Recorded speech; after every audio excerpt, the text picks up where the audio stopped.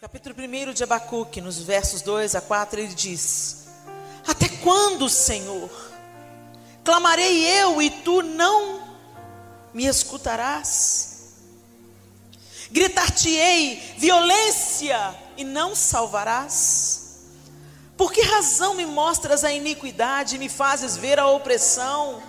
Pois que a destruição e a violência estão diante de mim, havendo também quem suscite a contenda e o litígio. Por essa causa a lei se afrouxa e a justiça nunca se manifesta, porque o ímpio cerca o justo e a justiça se manifesta distorcida. Abacuque está inconformado. Israel corrompido. E ele pergunta para Deus: até quando, Senhor, eu vou clamar e o Senhor não vai responder? Até quando as coisas vão continuar do jeito que estão? Qualquer semelhança com a nossa história hoje terá sido mera coincidência. Até quando, Senhor? A corrupção, a injustiça. O Senhor não está vendo? O Senhor não vai fazer nada? Contudo, a resposta de Deus para Abacuque é a intervenção do Império Babilônico. Quando você pensa que Deus ia trazer para Abacuque uma resposta de refrigério, uma resposta de não, eu vou interferir, eu vou estabelecer o meu reino, a minha justiça, fica tranquilo, Abacuque. Ele não, eu vou mandar a Babilônia. Quando Abacuque pensou que ia receber consolo, Deus falou: eu vou mandar um remédio amargo, eu vou mandar juízo. E aí ele fica mais indignado ainda, mais confuso.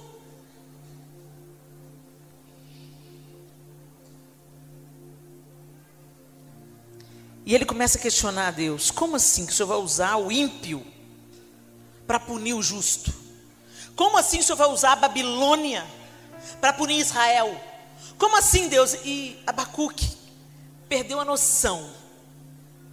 Ele começa a discordar, a questionar a Deus, quase que de igual para igual, como se Deus devesse uma explicação para Abacuque, ou como se Abacuque amasse a mais o povo de Israel do que Deus.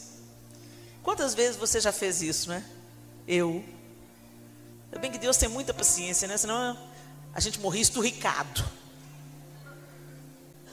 Você vê que a compaixão, a gente fala, mas graças a Deus que tem Jesus hoje, né?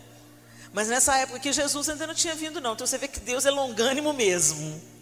Abacuque está ali questionando, ele fala: como assim o Senhor vai usar o ímpio para exercer juízo sobre o teu povo? Como assim o império babilônico? Não, Senhor, não faça isso. E Abacuque quase começa a querer dar uma aula para Deus de como que ele devia administrar os negócios. Quantas vezes a gente faz isso? As coisas não acontecem do jeito que a gente gostaria. Deus não dá a resposta que nós gostaríamos de receber. E aí a gente começa a contender com Deus. Senhor, mas por que a cura não veio? Por que o milagre não chegou? Por que eu perdi o emprego na hora que a minha família mais precisava de mim? Senhor, eu sou dizimista, eu sou ofertante, eu sou fiel na tua casa, Senhor. E a promessa de prosperidade, de abundância, está faltando o básico dentro da minha casa, o Senhor não está vendo? Senhor, por que meu casamento está passando por essa crise, Senhor? O Senhor não me prometeu que a obediência traz frutos? Eu obedeci, Senhor. Eu busquei do Senhor um casamento. Eu obedeci a tua palavra. Eu me guardei para o meu marido, para agora estar vivendo um adultério. Nós temos muitas perguntas, como Abacuque tinha. E diante das perguntas de Abacuque, Deus dá uma resposta. A primeira resposta de Abacuque: até quando, Senhor, eu vou gritar a violência? No capítulo 1. E o Senhor não vai fazer nada. E o Senhor fala: eu vou fazer, eu vou mandar o império babilônico dominar vocês. Não, Senhor, você não está entendendo. Que isso, Senhor? Como assim o Senhor vai deixar o ímpio exercer juízo sobre o justo? E ele começa a falar, a se inquietar e a desabafar. No capítulo 2 ele continua buscando uma resposta. Mas Deus, ao invés de dar uma resposta, Ele dá uma proposta. Ele fala, no capítulo 2, no verso 4: o justo viverá por sua fé. Eu acho tão interessante que Deus deixa Abacuque falar. Deus deixa Abacuque desabafar. Deus deixa ele pôr a raiva dele para fora. E depois que ele esvaziou o coração, depois que ele questionou Deus, o amor de Deus, a paciência de Deus, a graça de Deus, o Senhor responde com uma proposta: o justo viverá pela fé. Não pelas circunstâncias, não pela situação, não pelo meu não ou pelo meu sim, mas pela confiança de que eu sei o que eu estou fazendo. Isso é fé, confiança. Mesmo quando aparentemente tudo é o contrário. Porque Deus sabe o que nós não sabemos. Ele sabe o futuro, onde nós não conseguimos enxergar. Ele conhece a nossa estrutura, sabe que somos pó. Ele sabe como o nosso coração é enganoso e desesperadamente corrupto. Ele sabe do que o povo precisava naquele momento. Ele mandou os seus profetas. Gente, Deus nunca vem com o juízo antes de mandar os profetas. Ele só vem com o juízo depois de uma longa jornada de recados. Arrependam-se, preparai o caminho, voltem para o Senhor. E a palavra profética que nós temos recebido nesses dias é: mergulhem em mim. Mergulhem em mim. É tão interessante que quando veio aquele tsunami que destruiu a Indonésia, vocês lembram? 5 anos, 6 anos atrás, o tsunami devastou a Indonésia, o Sri Lanka, e o mundo ficou chocado com os milhões de vidas que se perderam. Chegou a 1 milhão.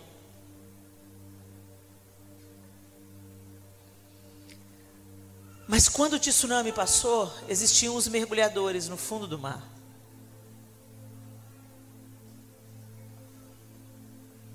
Eles falaram que estranharam a ausência de peixes. Nada mais do que isso. Um movimento diferente na água e a ausência de peixes.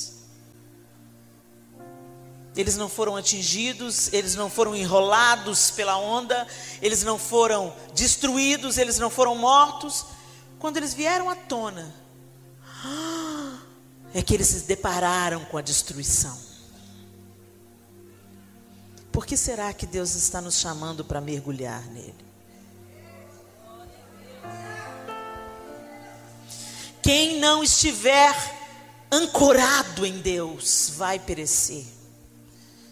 Quem não estiver submergido em Deus não vai suportar a perseguição, a intolerância, as afrontas, as ofensas, a injustiça diante dos nossos olhos, mas todo mundo vai estar cego. Quando eu era adolescente eu perguntava: Deus, como é que numa democracia vai acontecer a perseguição da igreja? Eu acho que a gente já desconfia, né? nós seremos chamados os perseguidores da liberdade de expressão. Nós seremos os nazistas, repressores, que querem impor um estilo de vida.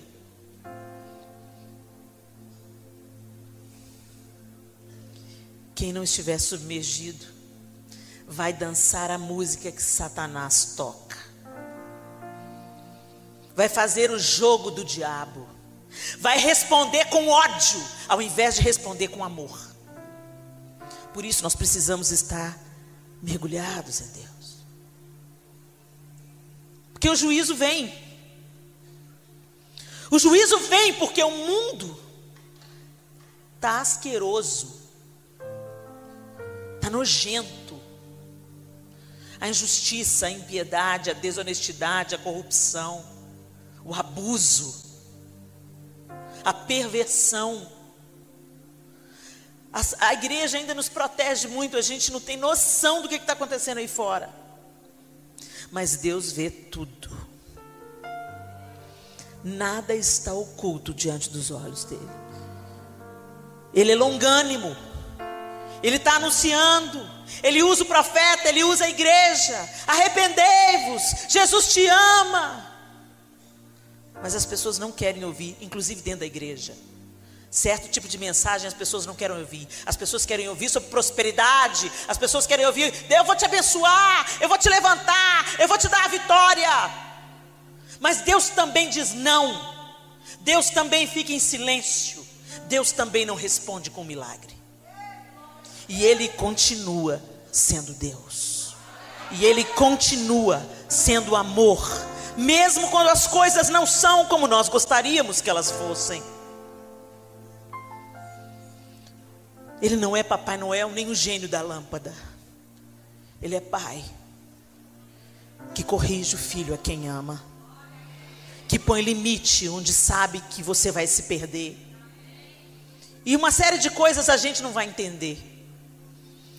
Tem algumas coisas que a gente vive na vida que a gente consegue vislumbrar, que a gente consegue ver por que Deus disse não. Ah, agora eu entendi. Se Ele tivesse me dado isso, quem eu teria me tornado? Se eu tivesse me casado com aquele moço, meu Deus, olha como ele morreu. Mas tem coisas que a gente não vai ver. Talvez a eternidade revele, mas Deus não nos deve satisfação nenhuma.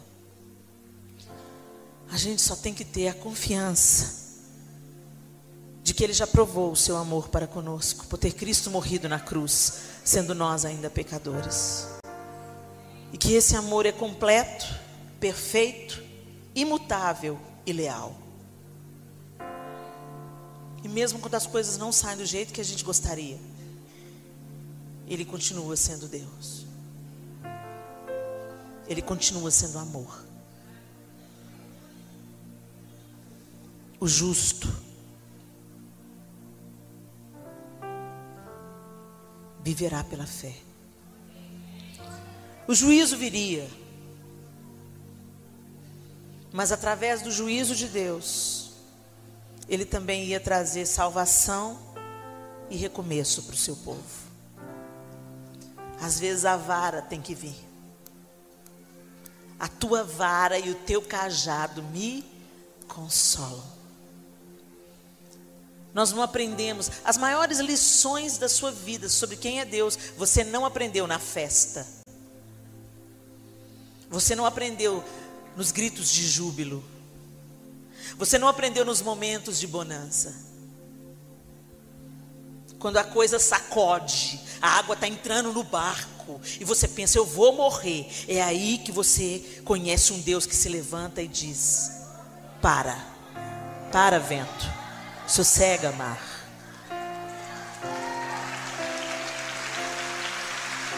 E às vezes o vento e o mar vão parar aqui dentro de nós, porque ao redor não, as circunstâncias não mudam. O filho não volta para o evangelho. O casamento não tem reconciliação. O dinheiro está contadinho no final do mês. O desemprego continua. mas dentro de você a bonança, a paz que excede a todo entendimento. Não é pelas circunstâncias, não é por aquilo que está ao redor, não é pelo que está do lado de fora, é por aquilo que está dentro de você. Eu gosto da música que diz, né? Não importa onde esteja, Senhor, em um vale ou alta montanha, o que faz o meu dia ter cor é a beleza da tua companhia. Não importa o lugar, se comigo o Senhor está, com muito ou pouco sou feliz. Não importa o que está do lado de fora, és o meu tesouro e estás dentro de mim. Tua presença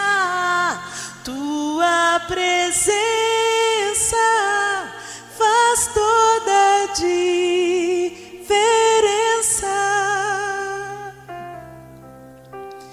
Tua presença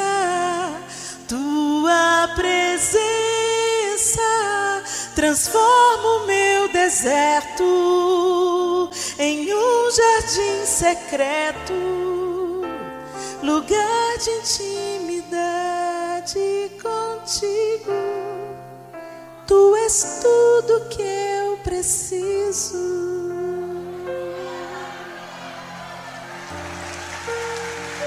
Não importa o que está do lado de fora, Ele está dentro. E às vezes é o barulho, o bombardeio do lado de fora que vai obrigar você a submergir no Senhor. Quando a gente mergulha, a gente não escuta barulho. Às vezes a gente tem que calar o ruído de fora para descobrir quem está dentro continua no controle. Abacuque ouviu a resposta de Deus. No capítulo 2, a proposta de Deus. E sabe por que Abacuque ouviu? Porque ele falou, reclamou, mas ele permaneceu. Ele ficou lá, e agora? Os olhos dele continuaram no Senhor. Ele se aquietou e ouviu: o justo viverá pela fé. E essa palavra entra em Abacuque. E quando a palavra entra e o Espírito Santo dá um entendimento do que isso significa, o coração muda, o olhar muda, a circunstância não muda, o olhar muda. E aí no capítulo 3, porque ainda que a figueira não floresça, nem haja fruto na vide, ainda que decepcione o produto da oliveira, e os campos não produzam mantimento, ainda que as ovelhas da malhada sejam arrebatadas e os currais não haja gado, todavia eu me alegrarei no Senhor, exultarei no Deus da minha salvação. O Senhor Deus é a minha força, e fará os meus pés como os das servas, e me fará andar altaneiramente. Andar altaneiramente é andar de cabeça erguida, olhando o horizonte, contemplando a esperança. Abacuque ficou, depois do seu rompante de frustração, recebeu a proposta de Deus, entendeu o que significa: o justo viverá pela fé. Uma palavrinha tão pequena pode significar: você confia em mim, Abacuque? Você crê que eu sou o seu Deus, Abacuque? Você acha, Abacuque, que você ama o meu povo mais do que eu amo? Você acha, querida, que você ama a sua filha mais do que eu amo? Você acha que eu desejei que o seu casamento fosse destruído? Você acha que fui eu que planejei a enfermidade e a doença?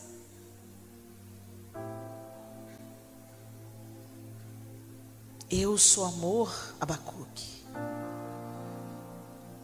Eu vejo o que você não vê, eu sei o que você não sabe, e eu sou um pai amoroso e justo. Confie, o justo viverá pela fé. Mesmo que tudo falhar, ainda que a figueira não floresça, ele entendeu tanto que ele voltou para Deus. Entendi, Deus. Ainda que a figueira não floresça, ainda que a Babilônia venha e devaste tudo, eu confiarei no Senhor e exultarei no Deus da minha salvação. O Senhor é a minha força, e eu não vou fugir da minha força, eu vou me abrigar na minha força. Muitas pessoas, diante da dor, diante da decepção, diante da frustração, abandonam Deus. Deus é a única fonte de consolo, de amparo, de recomeço, de esperança. Ele é o único que pode transformar nossa dor em triunfo. Ele é o único capaz de transformar maldição em bênção. Ele é o único que transforma a morte em vida. Ninguém mais faz isso. Não se afaste. Não interessa a dor que você esteja vivendo, minha linda. Não interessa o que você esteja passando, minha linda. Chega mais perto. Quanto mais dor, mais perto do Senhor a gente tem que chegar. Agarra nas pernas do Pai. Se abrigue nele, como uma criança. E confie, confie, confie. Porque Ele vai fazer com que todas as coisas contribuam para o nosso bem. Muitas coisas nós não vamos entender aqui. Mas aqui não é o fim. Aqui não é o fim. Aqui é só uma temporada. Nós somos eternos. Nós temos a eternidade inteira pela frente para ver o sol da justiça brilhar sobre nós.